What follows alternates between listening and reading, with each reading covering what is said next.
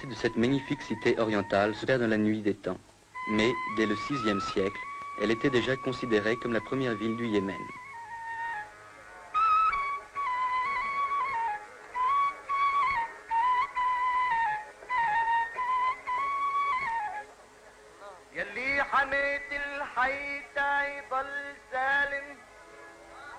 Proclamée le 26 septembre 1962, la République, dont on voit ici le palais présidentiel, la confirme dans son rôle de capitale de l'Arabie heureuse. À l'occasion de la fête de la rupture du jeûne, une réception est organisée au palais du gouvernement. Son Excellence Al-Iriani se prête aimablement aux servitudes de la célébrité. Les notables viennent lui présenter leurs hommages, ainsi que le président de la Chambre.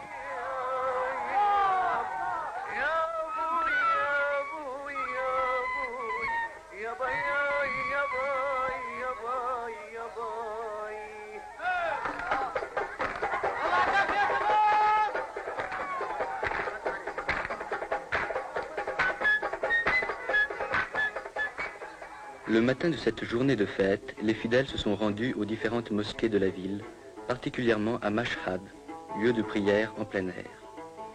Par groupe plus ou moins important, ils effectuent la prière publique sous la direction d'un imam.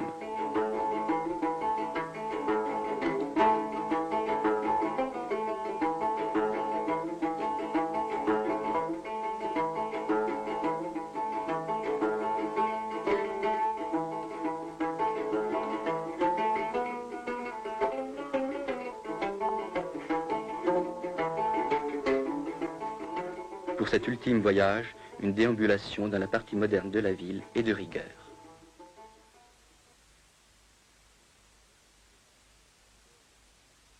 La magnifique porte du Yémen, orgueil de Sanaa, permet d'accéder directement au marché où sont vendus les différents produits d'un pays essentiellement agricole.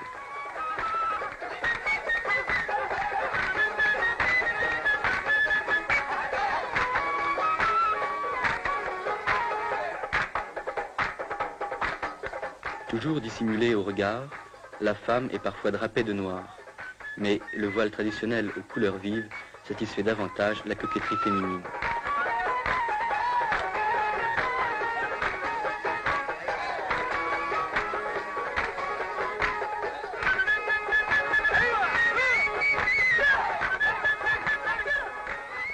L'artisan yéménite travaille selon des méthodes ancestrales mais efficaces. Ces plats sont taillés d'une seule pièce dans la pierre tendre.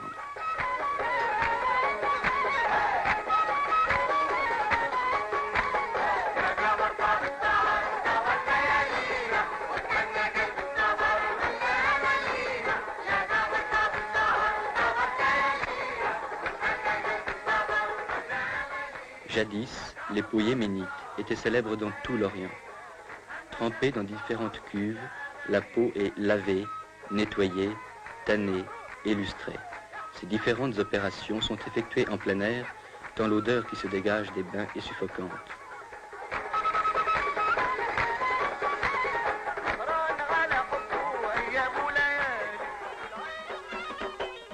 À l'occasion d'un mariage, jeunes et vieux exécutent les pas du Bara, la danse nationale yéménite.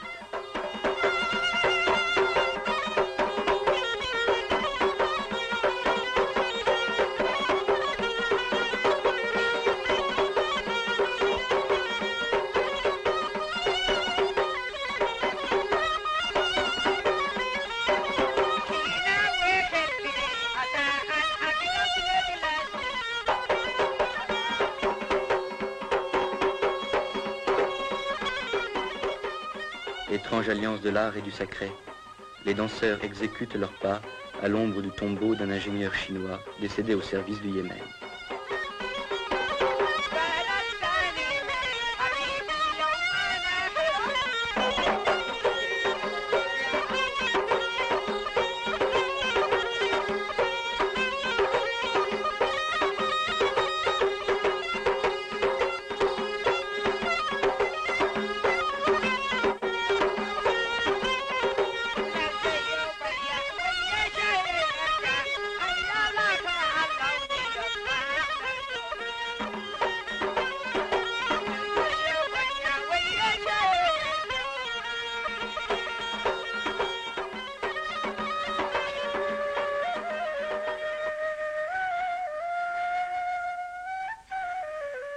quittons Sanaa pour Wadi Dar, célèbre par son château, construit sur un énorme socle rocheux, et nous poursuivons notre route vers Amran.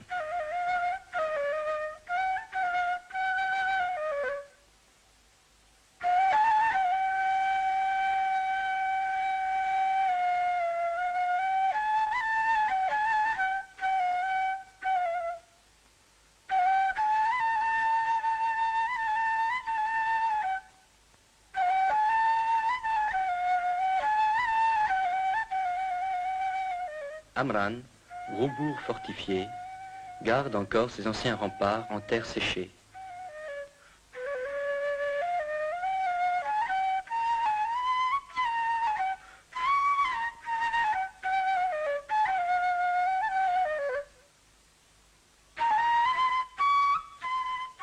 Son petit marché, ses terrasses sans prétention, dénotent la petite ville de province. Fidèles aux traditions, ses habitants organisent en notre honneur un véritable festival de danse folklorique.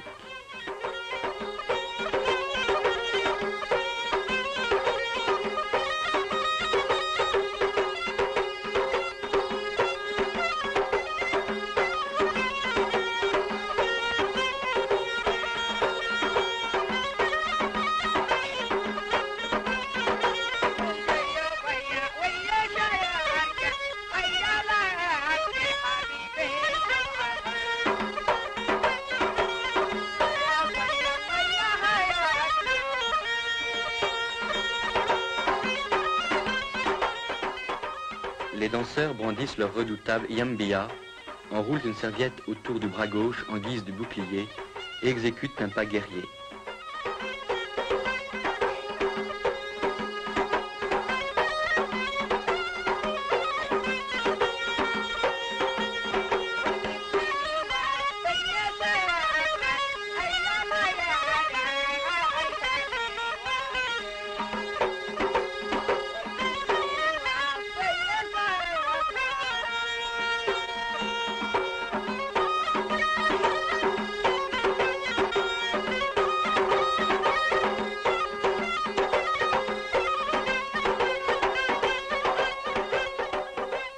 Et voici le moment crucial de la compétition. Il oppose les deux meilleurs danseurs du village.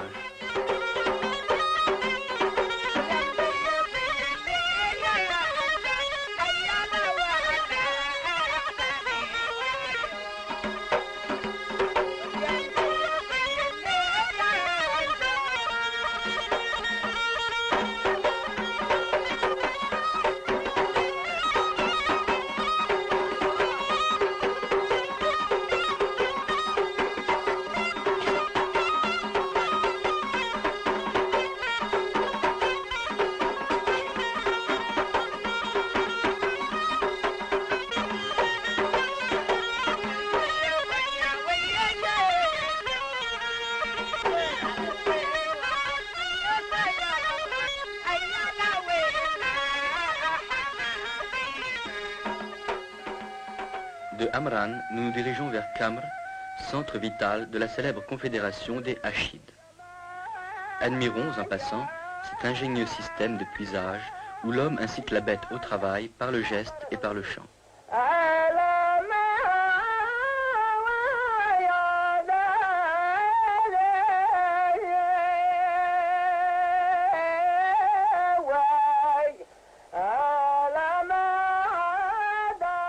Non loin de la ville, dans une ferme isolée, vivent les tisserands. Ils appartiennent en effet à la catégorie humble de la population. Le tissage est une activité essentiellement masculine. C'est l'homme qui file et fabrique ces magnifiques tapis.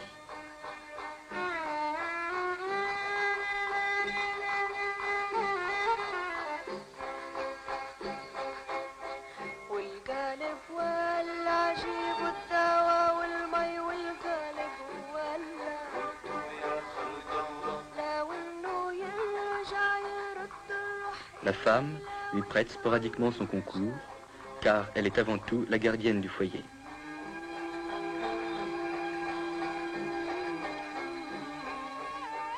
La petite ville de Kamr jouit encore de l'antique droit d'asile. Son marché hebdomadaire, durant lequel on observe une sorte de trêve sacrée, est le plus important de la région du Nord. Les villageois y viennent de loin pour y vendre les produits de leur ferme. Sa population, de 2000 âmes environ, comprend surtout des cultivateurs et des artisans, entre lesquels le mariage est exclu. Les bouchers, comme les barbiers et les musiciens, appartiennent à la même catégorie sociale que les tisserands.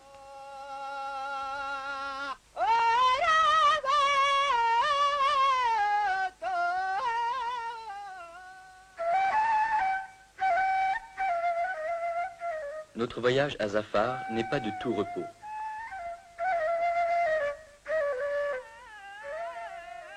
Malheureusement, de l'ancienne capitale des Iméarites, dont les splendeurs furent souvent décrites par les chroniqueurs, il ne reste qu'un monticule rocailleux.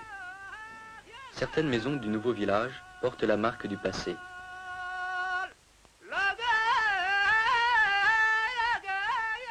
Ces citernes, vieilles de 2000 ans, sont toujours en service.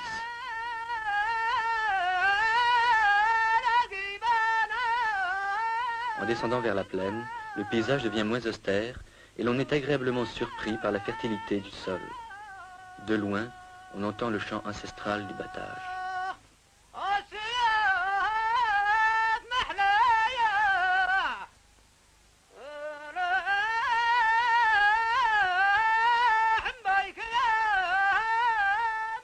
Dans cette société paysanne, la femme travaille autant que l'homme, sinon plus que lui. Gardienne du foyer et fermière accomplie, elle aide son mari dans les travaux des champs, s'occupe des animaux domestiques et assure les besoins en eau de la maison. Nous dirigeons nos pas vers Haz, où, comme de coutume, nous sommes accueillis par la musique.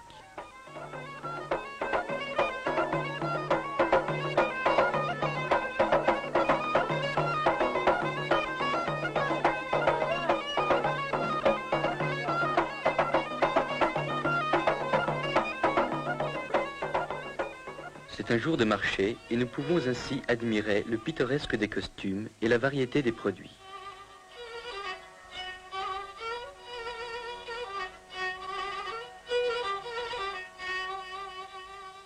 Chaque marché a son daoshan, serviteur du clan et crieur public, appartenant à la catégorie sociale la plus humble de la population.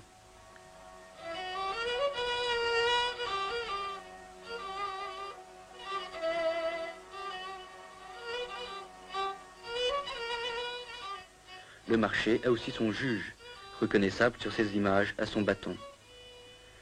Contrairement à la citadine, la paysanne ne se voile pas. Elle se protège seulement du soleil et de la poussière. Le marché terminé, on compte ses gains, on se dit un dernier mot, et l'on prend le chemin du retour vers des villages presque inaccessibles.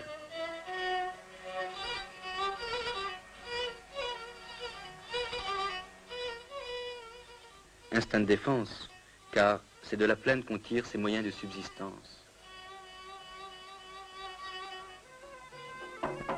À la fin de notre visite, nous assistons à un grandiose spectacle de danse.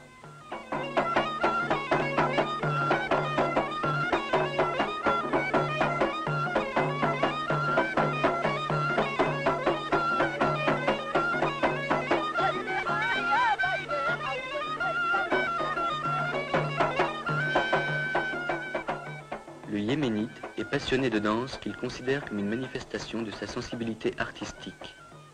Si le rythme et la cadence accusent une certaine monotonie, la chorégraphie est sujette à variation. Les exécutants miment un pas guerrier, alors que l'assistance, comme les combattants du tournoi, s'apprête à entrer en lice. Les danseurs imitent tous les gestes de l'attaque et de la défense.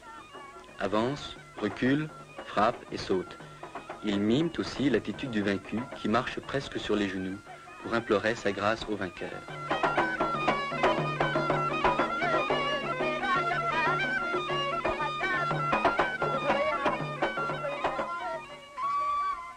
Nous quittons ces paysages austères pour nous rendre vers un site qui respire la quiétude et la fraîcheur.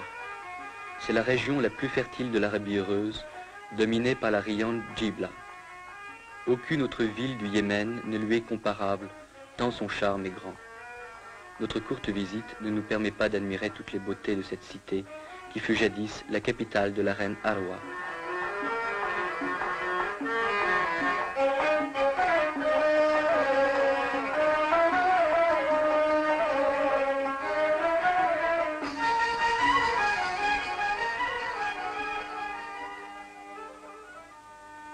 Moins typique que Sanaa, moins fascinante que Djibla, Taïz, la deuxième ville du Yémen, adossée au mont Saber à plus de 1200 mètres d'altitude, l'emporte sur l'une et l'autre par son esprit ouvert au commerce et à l'industrie.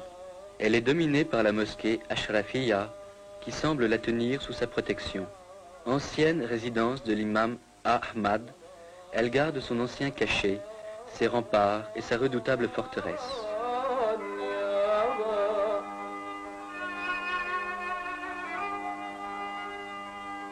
Le palais de Salah vibre encore au souvenir de l'ancien souverain.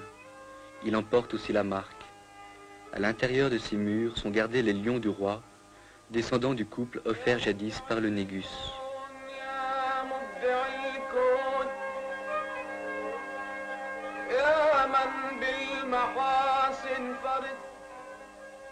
Dès le XIVe siècle, Ibn Battuta parlait de l'influence de l'Inde sur le Yémen. Nous ne le démentirons pas. Taïz regorge de produits de toutes sortes en provenance de ce pays, et l'on éprouve un réel plaisir à flâner dans ses souks.